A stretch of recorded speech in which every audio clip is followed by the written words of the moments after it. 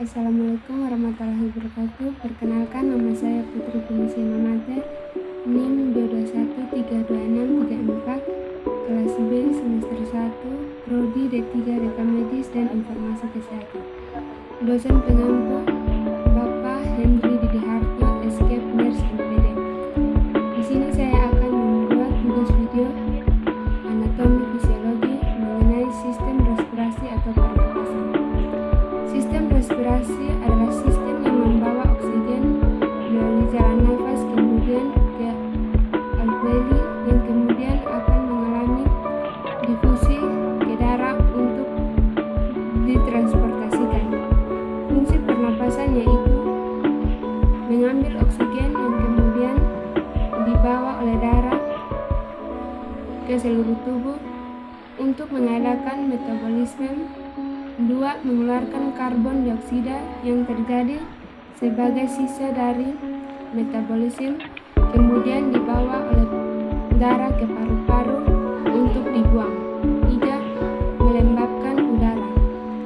Bagian-bagian sistem pernapasan pada manusia terdiri atas hidung, rongga mulut, faring, laring, trakea, bronkus, broncholius, alveolus, paru-paru. Rongga hidung merupakan tempat masuknya darah menuju tenggorokan.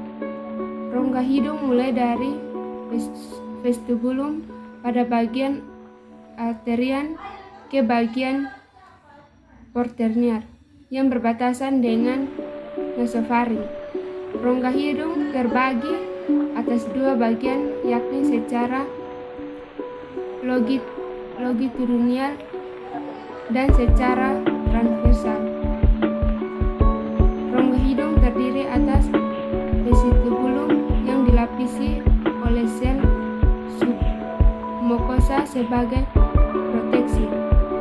Rambut di dalam rongga hidung yang berperan sebagai penakis udara. Permukaan dinding lateralnya mengalami penebalan yang disebut dengan konka.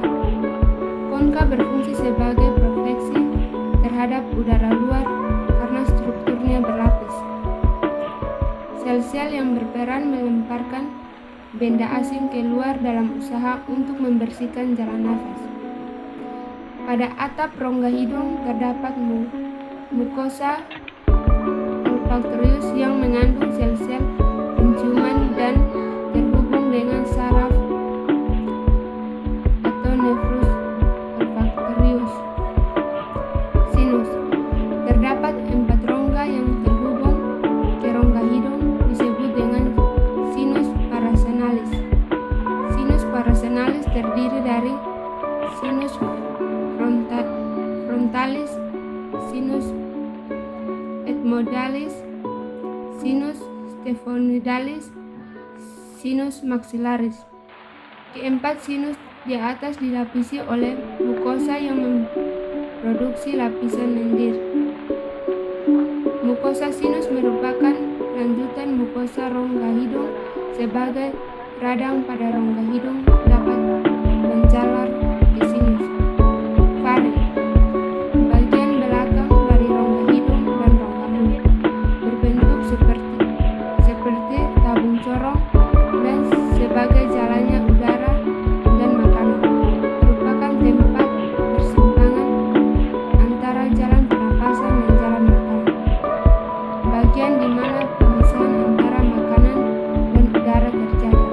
Tempat di bawah dasar tengkorak di belakang rongga hidung dan mulut setelah depan ruas tulang leher. Fungsi taring adalah menyaring udara oleh rambut. Getar. Menyumbangkan tekanan udara. Tempat rangsangnya bersin terjadi untuk mengeluarkan benda asing.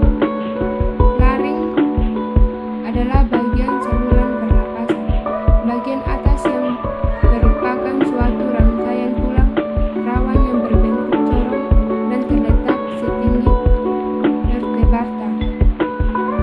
Fungsi laring. Menghasilkan suara.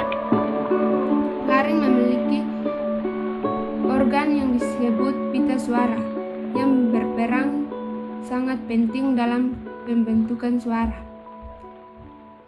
Menggerakkan makanan masuk. Laring juga berfungsi untuk membantu menggerakkan makanan masuk ke esophagus.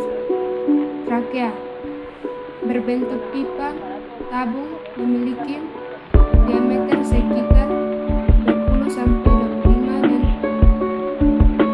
panjang sekitar 10-14 cm. Tersusun atas 20 tulang rawan, tetapi fleksibel.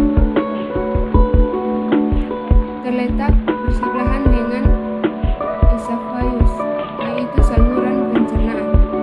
Bronkus merupakan cabang batang tenggorokan yang terbagi menjadi dua bagian, yaitu bronkus kanan dan bronkus kiri. Fungsi utama bronkus adalah menyediakan jalan bagi udara yang masuk dan keluar ke paru-paru. Bronkus ke arah kiri lebih panjang, sempit dan mendatar daripada yang arah kanan. Bronkus kanan akan bercabang menjadi 3 bronkus, sedang bronkus kiri menjadi 2 bronkiolius. Paru-paru terdiri dari 2 bagian, yaitu paru-paru kanan yang terdiri dari 3 lobus dan 10 segmen. Paru-paru kiri yang terdiri atas 2 lobus dan 8 segmen. Paru-paru dibungkus oleh 2 selaput yang tipis yang disebut pleura. Alveolus. Di dalam paru-paru terdapat kantong udara sebagai tempat difosa gas, yaitu alveolus. Permukaan alveolus dilengkapi kapiler darah sehingga memungkinkan terjadinya difusi gas.